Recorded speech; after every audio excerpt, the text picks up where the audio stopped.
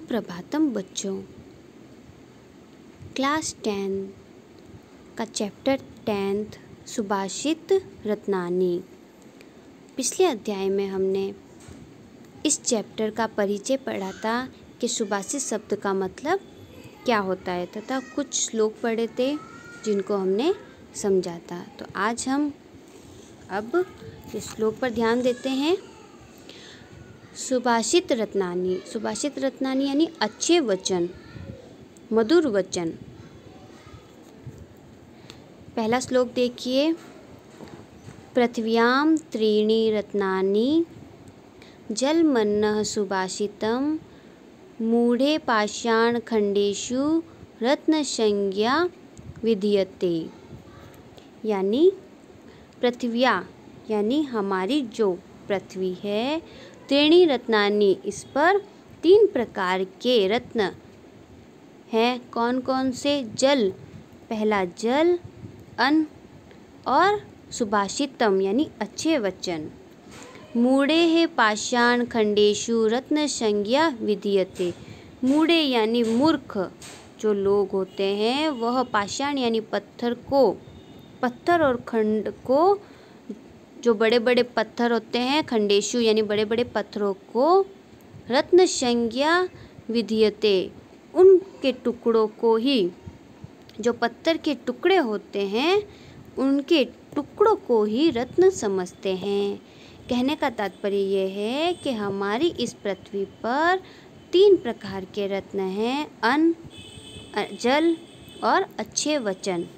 परंतु जो कुछ मूर्ख लोग होते हैं वह पत्थर के टुकड़ों को ही रत्न समझकर उनके पीछे भागते हैं। दूसरा देखिए। प्रिय वाक्य प्रदानेन सर्वे तुष्यन्ति जन्तवः तस्मात् देव वक्तव्यम वचने का दरिद्रता। प्रिय वाक्य यानी जो प्रिय वाक्य है, अच्छे वचन हैं, उनको प्रदानेन यानी प्रदान करने से सर्वे मतलब सभी, तुष्यन्ति यानी संतुष्ट, जंतवः यानी लोग, प्राणी। प्रिय वाक्य प्रदान करने से सभी संतुष्ट होते हैं। कौन? प्राणी। तस्मात् देव वक्तव्यम वचने का दरिद्रता। इसीलिए इस प्रकार के वक्तव्यम यानी वचनों को बोलना चाहिए। इन अच्छे वचनों को बोलने में क्या दरिद्रता यानी क्या गरीबी दिखानी चाहिए, क्या कंजूसी दिखानी चाहिए। कहने का तात्पर्य है कि प्रिय वाक्य, हमेशा प्रिय वाक्य बोलने से सभी संतुष्ट होते हैं। जो प्राणीजन होते हैं, जो मनुष्य होते हैं, वो संतुष्ट होते हैं। इसलिए ऐसे वाक्यों को बोलने में क्या गरीबी दिखानी चाहिए, अर्थात हमें सभी से मीठा वचन बोलना चाहिए। गुणेह गौरव मायाति नो चेह आसन मातास्त्रितः प्रसाद शिखर स्तोपी काको न गरुड़ायते। गुणे यानी मनुष्य के अंदर गुणों से ही गौरव मायाति यानी गौरव की प्राप्ति होती है। नो चेह आसन मास्थितः, न ही ऊंचे आसन पर बैठने से कभी गौरव की प्राप्ति होती है। कहने का तात्पर्य है कि मनुष्य की शोभा उसके गुणों से ही प्राप्त होती है, ना कि ऊंचे आसन पर बैठने से प्राप्त होती है। प्रसाद शिखरोस्तपि काको न गरुड़ायते। प्रसाद शिखरोस्ति यानी राजमहल के शिखर पर स्थित होकर, राजमहल का जो शिखर होता है वो बहुत ही ऊपर तक होता है, तो उस पर स्थित होकर कौवा गरुड़ नहीं बन जाता। यानी उस राजमहल के शिखर पर अगर कौवा बैठ जाए तो वो गरुड़ के समान दिखाई नहीं देता, वो कौवा ही रहता है। इसीलिए हमारी शोभा गुणों से होती है। पात्रा पात्र विवेको अस्ति धेनु पन्नगयोः इव तृणात् संजायते श्रीरम क्षीरात् संजायते विषम। पात्रा पात्र यानी पात्र पात्र का मतलब यहाँ है योग्य और अपात्र का मतलब है अयोग्य। तो जो योग्य और अयोग्य है इनकी पहचान उनके विवेको अस्ति यानी उनके विवेक से होती है। धेनु पन्ना गयो इव, धेनु धेनु मतलब गाय, पन्ना गयो इव यानी सांप, गाय और सांप के समान है। पात्रा और पात्र ये दोनों गाय और सांप के समान हैं। तृणात् संजायते क्षीरम, क्षीरात् संजायते विषम।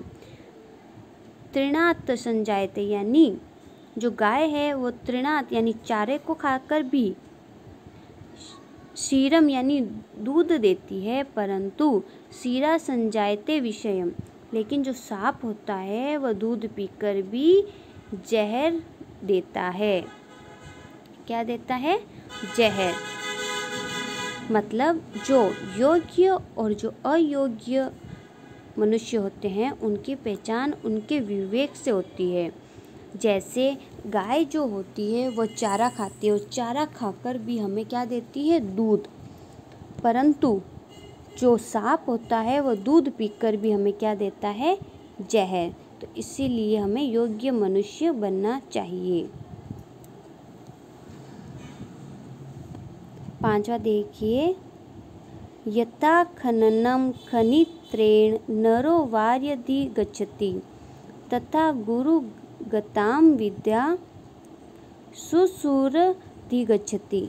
यथा यानी जैसे खनन खोदने से खुदाई करने से नरो वार्धगिगच्छति नर यानी मनुष्य को जल की प्राप्ति होती है।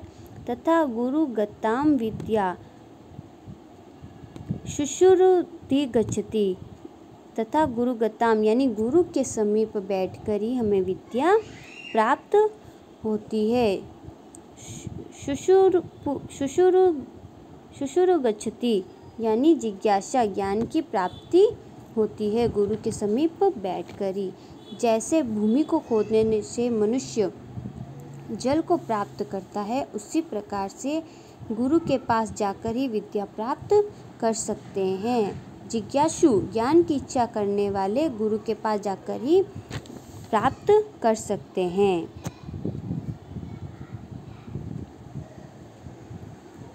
अचरामवर्त प्राज्ञो विद्याम अर्थम च चिन्तयेत्, गृहीत इव कैसेषु मृत्युना धर्ममाचरेत्। यानी अजरामर्त यानी एक बुद्धिमान व्यक्ति जो होता है वह अजरामर्त यानी अजर और अमर।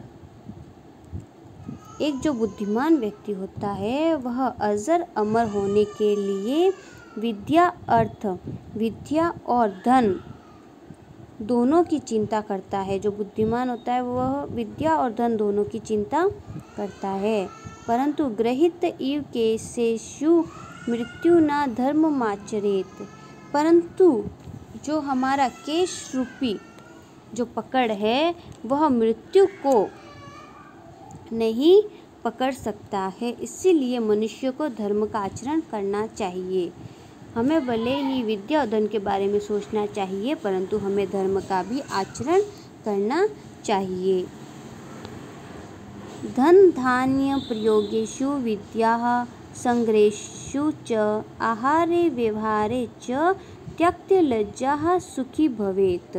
धन और धान्य का प्रयोगेषु प्रयोग करने में, विद्या का संग्रह करने में, आहारे व्यवहारे च त्यक्त लज्जा सुखी भवेत्, और जो भोजन के समय